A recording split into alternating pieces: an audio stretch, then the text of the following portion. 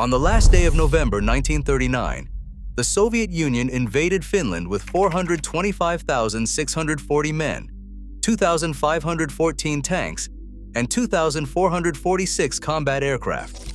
Finland had 32 tanks, not 32 divisions of tanks, 32 tanks. The Soviet timetable allotted roughly 12 days, and some units packed accordingly. When Finnish soldiers later captured the baggage train of one Soviet division, they found banners, dress uniforms, and a full set of brass band instruments for the victory parade in Helsinki. The parade never happened.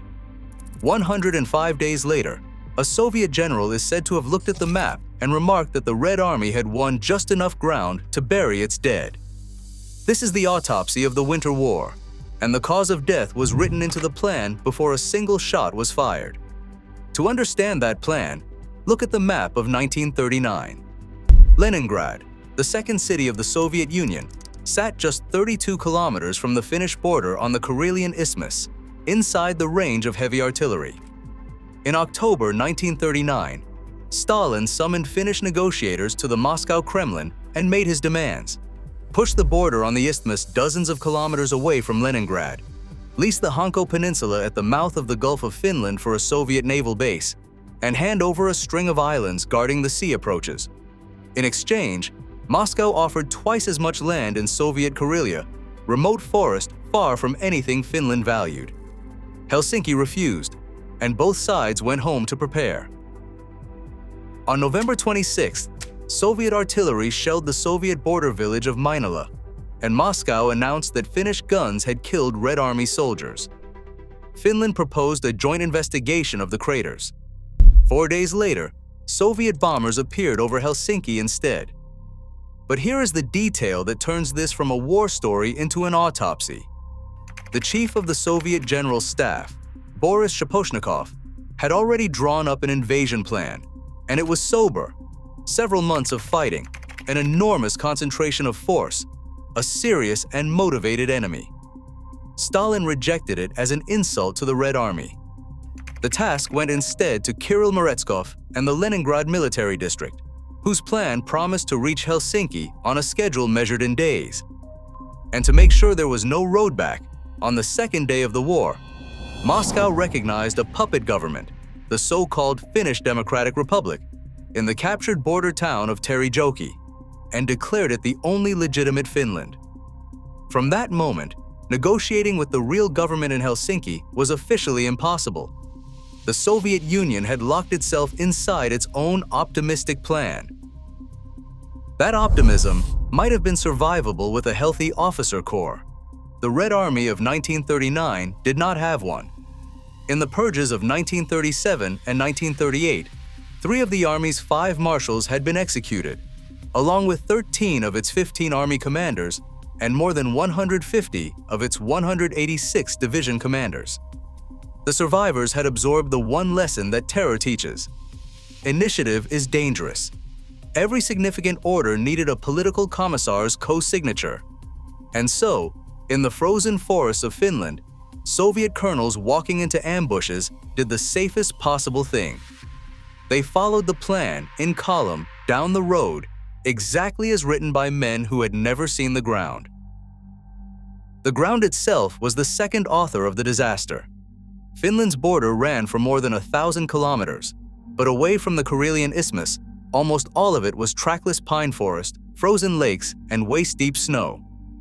North of Lake Ladoga, there were only a handful of narrow roads, and a Soviet motorized division confined to a single forest road becomes a steel snake 20 to 30 kilometers long.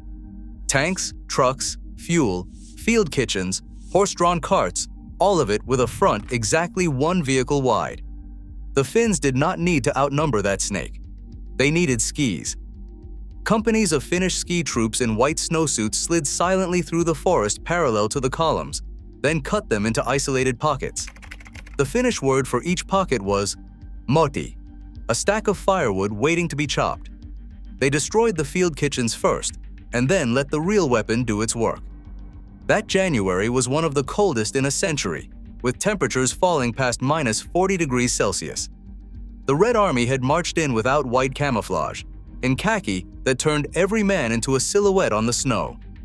Rifles and machine guns had been oiled with summer lubricant that froze solid. Sentries were found frozen standing up.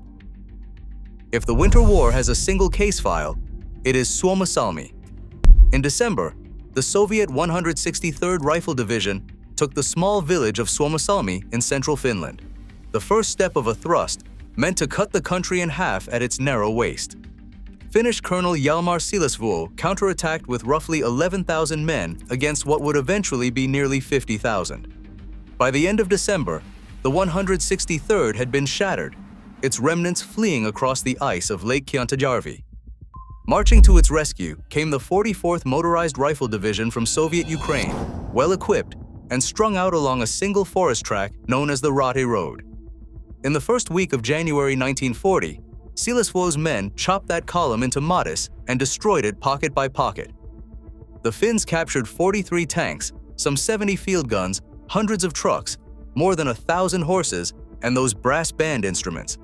Thousands of Soviet soldiers died of wounds, cold, and hunger within sight of their own supply trucks, because the trucks were in the next pocket over. The commander of the 44th, Alexei Vinogradov, escaped the encirclement. Soviet justice moved faster than Finnish bullets. He was court-martialed and shot in front of the division's survivors, punished not for the plan, but for the plan's results. Two details from that winter entered the world's vocabulary. On the Kola front, a Finnish farmer named Simo Häyhä was credited with over 500 kills in under 100 days, firing over plain iron sights because a telescopic lens fogs in the cold and its glint gives you away. Soviet troops called him the White Death. And when Foreign Minister Vyacheslav Molotov claimed on the radio that Soviet aircraft were dropping bread to hungry Finnish workers, the Finns began calling the cluster bombs Molotov's breadbaskets and named the burning bottle they hurled at T-26 tanks the Molotov cocktail, a drink to go with the food. A Finnish state liquor company mass-produced almost 500,000 of them. By January, even Moscow could read the map. Stalin halted the offensives, and overall command passed to Semyon Timoshenko, who did the one thing the original plan had refused to do. He took Shaposhnikov's arithmetic seriously. No more deep, clever thrusts through roadless forest. The new plan was brutally simple. Mass artillery against the narrow Karelian Isthmus, the one place where roads and railways could actually feed a modern army, and grind straight through the Mannerheim Line. In February 1940, Soviet guns hammered the Suma sector with hundreds of thousands of shells, a density of fire Finland could not begin to answer. Fresh Soviet divisions attacked in rotation, day after day. Finland had no rotation left. A nation of 3.7 million people already had over 300,000 men in the field, and there was no second army behind them. In mid-February, the line cracked. By early March, Soviet troops were advancing across the frozen bay of Viipuri, and Finnish commanders were telling their government that the front had days left, not weeks. On March 13, 1940, the guns fell silent. Finland signed the Moscow Peace Treaty and ceded roughly a tenth of its territory, including the entire Karelian Isthmus and the city of Viipuri, its second largest. More than 400,000 Finns walked away from their homes and moved west, rather than become Soviet citizens. Now the ledger. Finland lost about 26,000 dead. The Soviet Union announced 48,745 dead, a number chosen for the newspapers. When the archives finally opened 5 decades later, the count stood at over 126,000 dead and missing, with hundreds of thousands more wounded, sick, or frostbitten. Nikita Khrushchev, who sat near the top of the system that made this war, put the true cost in his memoirs at close to 1 million men, for a border adjustment, scheduled to take 12 days. And here is the part of the autopsy that everyone gets wrong. In Berlin, Adolf Hitler studied the Winter War and drew the obvious conclusion. The Red Army was a colossus on clay feet, hollowed out by the purges and incapable of modern war. That reading fed directly into the confidence behind the German invasion of the Soviet Union 18 months later. But Hitler was reading an old X-ray. The army that stumbled into Finland spent 1940 dissecting its own failure. Timoshenko's reforms rebuilt winter equipment, retrained the infantry, and restored some authority to commanding officers. The army that Germany met in the snow outside Moscow in December 1941 was, in part, built from lessons paid for in Finland. Finland itself lost the war on paper and kept the one thing the original plan had truly been written to take.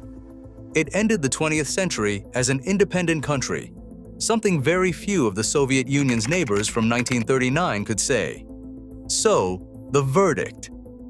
The Winter War was not decided by a sniper, however deadly, or by the winter, however cruel. It was decided in a Moscow office in the autumn of 1939, when a realistic plan was thrown out for promising a hard war, and a fantasy was approved for promising an easy one. Armies can survive bad weather, bad roads, even bad luck. What they cannot survive is a leadership structurally unable to hear the words. This will be difficult. Cause of death. Assumption. If you want more autopsies of history's worst military decisions, subscribe to Battle Autopsy. Next on the table, the fortress line that worked exactly as designed and lost anyway. Thanks for watching.